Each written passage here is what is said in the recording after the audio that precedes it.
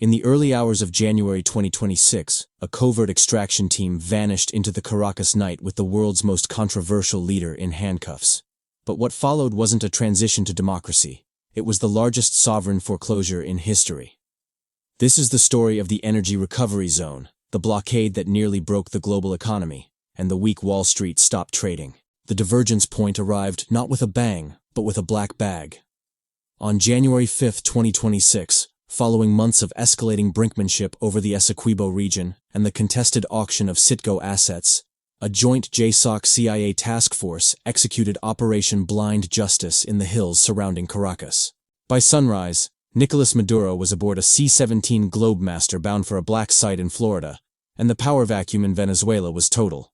But Washington had no intention of installing a new president. Instead, at 09 EST, the U.S. Treasury Department, flanked by the chairman of the Joint Chiefs, announced the implementation of the Sovereign Asset Recovery Protocol, citing the need to stabilize global energy markets and recoup over $60 billion in defaulted bonds and expropriated infrastructure. The United States unilaterally declared Lake Maracaibo an internationally administered energy recovery zone, effectively placing the world's largest proven oil reserves under the direct receivership of the U.S. Fourth Fleet. The logistical scale of the annexation was clinical and overwhelming. Within 72 hours, elements of the 82nd Airborne and the 2nd Marine Division secured key pumping stations in Zulia State, while Halliburton and Chevron engineering teams, contracted directly by the Department of Defense, began the rehabilitation of PDVSA's crumbling infrastructure. The narrative sold to the American public was one of debt collection and regional stability. The reality was the first modern instance of gunboat economics applied to a major OPEC nation. The immediate result was a deceptive calm. Oil futures plummeted 15% as the market priced in a flood of American-managed heavy crude. But in the halls of the Kremlin and Zhongnanhai, the seizure was viewed as an existential act of war against the concept of national sovereignty itself. By February 2026, the geopolitical aftershocks began to fracture the global order. Beijing, holding billions in Venezuelan loans, and Moscow, possessing deep military ties to the Bolivarian armed forces, viewed the Maracaibo seizure as a prelude to their own asset forfeitures. The response was the rapid formation of the Tri-State Coalition for Maritime Sovereignty, a hasty military pact between China, Russia, and Iran. Their strategy was asymmetric but devastating. They would not fight for Maracaibo on land. Instead, they would choke the logistics. Russia deployed its northern fleet, led by the nuclear-powered submarine Kazan and the frigate Admiral Gorshkov, to patrol the exit points of the Caribbean, while Iranian fast attack craft began harassment operations near the Strait of Hormuz, threatening a two-front energy war. The Caribbean Quarantine, as it became known in March 2026, was the first naval blockade of the Western Hemisphere since the Cuban Missile Crisis. Coalition warships declared a Safety Exclusion Zone extending 200 miles from the Venezuelan coast, ostensibly to protect civilian traffic from illegal American occupation forces. In practice, Chinese Type 055 destroyers began intercepting U.S.-flagged tankers attempting to leave Maracaibo. The optical reality of American commercial vessels being turned back by Chinese warships in the Caribbean Sea sent a shockwave through the American psyche. The Monroe Doctrine had not just been breached, it had been shattered. President Trump, facing a midterm election year, ordered the U.S. Navy to break the blockade, setting the stage for the most dangerous naval standoff of the 21st century. Then came the economic heart attack. On May 12, 2026, affectionately dubbed Black Tuesday by traumatized traders, the full weight of the crisis hit Wall Street. The fear was not just war, but the systemic decoupling of the global financial system. As the U.S. threatened secondary sanctions on any nation trading with the coalition, emerging markets collapsed. South American pension funds liquidated assets en masse, fearing their own national resources might be next on the U.S. Treasury's foreclosure list. The S&P 500 plunged 8% in a single session, triggering circuit breakers 3 times. However, the true carnage was in the currency markets. Paradoxically, as the world burned, capital fled to the safety of the US dollar, driving the DXY index to a stratospheric 120. This dollar milkshake effect crushed US export competitiveness. American manufacturing died overnight as the strong dollar made US goods unaffordable globally. turning the Maracaibo oil seizure into a Pyrrhic victory that threatened to send the U.S. economy into a deflationary spiral. This initial economic shock was merely the precursor to the kinetic resolution of the standoff, an event historians now refer to as the Orkala Incident. By late June 2026, the diplomatic channels between Washington and Beijing had calcified into silence. The U.S. Navy, operating under the aggressive Distributed Maritime Operations Doctrine, initiated Phase 2 of Operation Blind Justice, the forcible breaking of the Caribbean quarantine. The flashpoint occurred on June 22, 70 nautical miles north of the Venezuelan archipelago of Los Roques. A U.S. carrier strike group, centered on the USS Gerald R. Ford, attempted to escort a convoy of commandeered supertankers, loaded with the first extraction of recovered Maracaibo crude, through the blockade line. When a Chinese Type 055 destroyer, the Nanchang, initiated active fire control radar lock on the lead American tanker, the rules of engagement shifted instantaneously. The subsequent exchange was brief, terrifying, and historically pivotal. 2 U.S. F-35Cs released long-range anti-ship missiles, crippling the Nanchang's propulsion and radar systems, while U.S. electronic warfare suites jammed the localized coalition communications grid. There were no sinkings, a calculated restraint that prevented total global war. But the message was absolute. The United States would burn the global commons to secure its asset seizure. The aftermath of the Orkala incident was the formalization of a bifurcated world order, cemented by the Treaty of Kingston in November 2026. While the treaty ostensibly de-escalated the naval conflict, establishing demilitarized transit corridors for energy extraction, it marked the death knell of globalized trade. The Kingston Protocol effectively acknowledged the Caribbean as an American internal lake, a realization of the Monroe Doctrine in its most imperial form. However, the victory was strictly tactical. The strategic cost became apparent in 2027 with the Great Decoupling. China and Russia, recognizing that the U.S. dollar weaponization was now total, accelerated the implementation of the Phoenix Ledger, a blockchain-based gold-backed trade settlement system independent of SWIFT. By 2028, 40% of the global energy trade, specifically transactions involving the coalition nations and the non-aligned global south, was conducted outside the dollar sphere. This fractured the global bond market, creating a permanent sovereign spread, where U.S. Treasury yields decoupled from the economic realities of the rest of the world. The U.S. had secured the oil, but it had lost the exorbitant privilege of being the world's unquestioned banker. Domestically, the integration of the energy recovery zone into the U.S. supply chain created a bizarre economic distortion known as the Zulia paradox.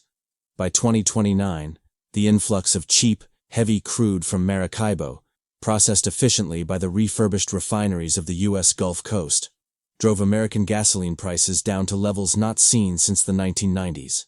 This created a hyper-stimulated domestic consumer economy that stood in stark contrast to a collapsing export sector. The dollar milkshake effect had calcified into a permanent structural reality. The U.S. dollar remained so strong against emerging market currencies that American manufacturing exports evaporated. Detroit and the Rust Belt, which had seen a fragile recovery in the early 2020s, were decimated as American steel and machinery became mathematically unaffordable for foreign buyers. The result was a radical shift in U.S. industrial policy toward autarky. The Strategic Supply Chain Consolidation Act of 2030 was passed, effectively banning the import of key industrial categories to artificially sustain U.S. factories that could no longer compete globally.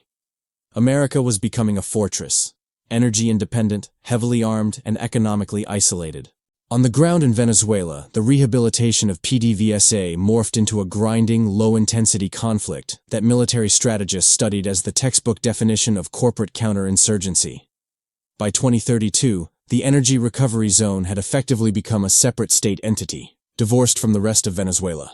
The region surrounding Lake Maracaibo was enclosed by a high-tech security barrier known as the Chevron Line, a network of autonomous sensor towers, drone hives, and rapid-reaction private military bases.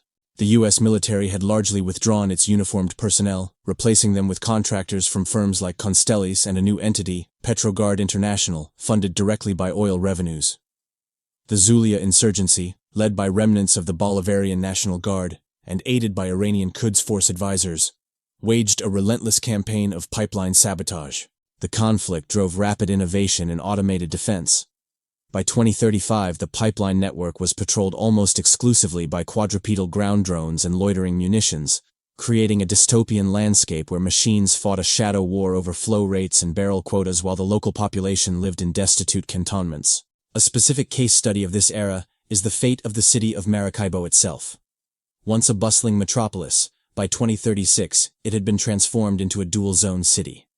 Zone A, the Green Zone, was a glittering enclave of American engineers and corporate administrators, living in air-conditioned luxury powered by independent microgrids. Zone B, the Red Zone, comprised the rest of the city, a lawless sprawl subject to frequent blackouts and insurgent recruitment drives.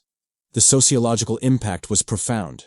A generation of Venezuelans in the region grew up speaking a creolized English, their economy entirely dollarized, working as service staff for the occupation or as soldiers for the insurgency. The environmental fallout of the operation began to manifest severely in the late 2030s.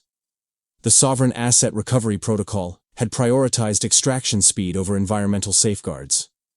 The U.S. administration, desperate to keep domestic gas prices low to quell political unrest, waived EPA standards for operations within the zone. Consequently, the recurrent duckweed blooms of Lake Maracaibo turned toxic on a massive scale. In 2038, the black water crisis occurred when a hastily repaired underwater pipeline ruptured, releasing 3 million barrels of heavy crude into the already oxygen-deprived lake. The ecological collapse destroyed the local fishing industry, which had sustained the non-oil economy of the region. The U.S. response was the Zulia Remediation Initiative, a cynical program that employed thousands of displaced locals to clean oil off beaches for pennies on the dollar, further cementing the colonial dynamic. This environmental disaster radicalized the wider Latin American populace, leading to the Santiago Consensus of 2039, where Chile, Brazil, and Argentina signed a mutual defense treaty specifically excluding the United States, marking the final political death of the Monroe Doctrine. By the 20-year mark in 2046, the geopolitical map had been irrevocably altered. The Fortress America Doctrine was fully entrenched. The United States had achieved energy dominance but at the cost of its soft power and diplomatic hegemony. The global financial system had settled into a bipolar state, the dollar bloc and the sovereign bloc. The Great Firewall of the Internet had expanded into the Great Financial Wall. Western capital could not easily move into the East, and vice versa. This lack of liquidity slowed global innovation, but increased stability within the respective spheres. The U.S. economy had mutated into a peculiar form of techno-feudalism, where the energy dividend funded a universal basic income, known as the freedom dividend, essential to pacify a populace whose manufacturing jobs had been permanently exported or automated. The Maracaibo seizure, initially sold as a temporary recovery operation, had become the foundational pillar of the American social contract. The technical evolution of naval warfare during this period offers a fascinating subplot. The standoff in the Caribbean accelerated the obsolescence of the supercarrier. The vulnerability of the USS Gerald R. Ford during the Orkala incident forced the U.S. Navy to pivot toward the Lightning Carrier concept and the Arsenal Ship Doctrine. By 2040, the U.S. Fourth Fleet, permanently stationed in the Caribbean to guard the tanker routes, was comprised primarily of unmanned surface vessels and Zumwalt-class destroyers refitted as hypersonic missile platforms.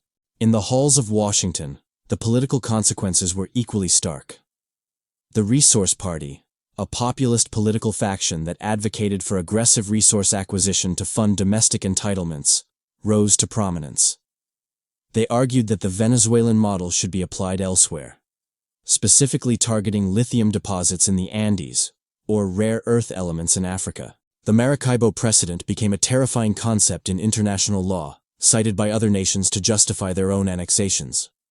When China moved to secure the Siberian Energy Corridor in 2042, effectively annexing parts of the Russian Far East in a debt-for-equity swap, Beijing cited the U.S. justification for the Energy Recovery Zone word for word. The world had moved away from the rules-based order of the 20th century into a raw, neo-mercantilist struggle for physical assets. The long-term psychological impact on the American citizen cannot be overstated. The generation that came of age after the seizure, the Zone Kids, grew up in a country that was globally pariah-eyed, but internally prosperous. Travel to Europe or Asia became difficult due to visa restrictions and hostility. The ugly American stereotype returned with a vengeance. However, domestic energy was virtually free, and the cost of living in terms of energy-intensive goods plummeted. This created a culture of extreme consumption and waste within the U.S. borders, even as the rest of the world enforced strict carbon rationing. The American bubble was real, a hermetically sealed reality where gas-guzzling muscle cars returned to fashion in 2045, powered by Venezuelan blood oil, while Europe and China transitioned to fusion and advanced renewables. One particular financial instrument defines this era: the Petro-Perpetuity Bond. Issued by the U.S. Treasury starting in 2031, these bonds paid dividends directly linked to the flow rate of the Maracaibo wells. They became the most held asset by U.S. pension funds, effectively tying the retirement security of the American middle class to the continued military occupation of Venezuela. This financial shackle ensured that the occupation could never politically end. The forever war was no longer just a military strategy. It was a fiduciary duty. By 2050, the Energy Recovery Zone had been in place for nearly a quarter of a century. The initial justification, debt recovery, was a historical footnote. The reality was an imperial province in all but name. The logistical infrastructure linking Zulia to Texas was a marvel of engineering. The Trans-Caribbean Pipeline, a sub-sea hybrid network completed in 2048, allowed oil to bypass tankers entirely, mitigating the naval threat.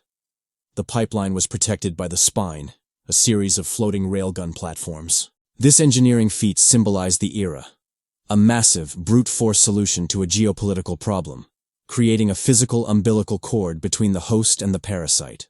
In retrospect, the events of January 5, 2026 represented the moment the United States abandoned the pretense of being a global policeman and accepted the role of a global predator. The Maracaibo era was characterized by the return of zero-sum economics. The expansive growth of the digital age was replaced by the grinding friction of the resource age. The warning signs were there in the currency markets of 26, in the naval skirmishes of 27, and the drone wars of the 30s. The seizure saved the U.S. economy from a debt crisis, but it cost the nation its soul and the world its stability. The divergence was complete. The United States stood alone, a titan of oil and steel, watching from its fortress walls as the rest of the world forged a new path without it. The cultural memory of the old Venezuela had been largely erased. In American textbooks, the intervention was framed as a stabilization and reclamation mission, a necessary act to prevent a failed state from destabilizing the hemisphere. Conversely, in the history books of the sovereign bloc, it was the Great Theft, the event that proved the West could never be trusted. The black bag that took Maduro in 2026 didn't just capture a dictator, it captured the future, placing it in a holding cell from which it never truly escaped.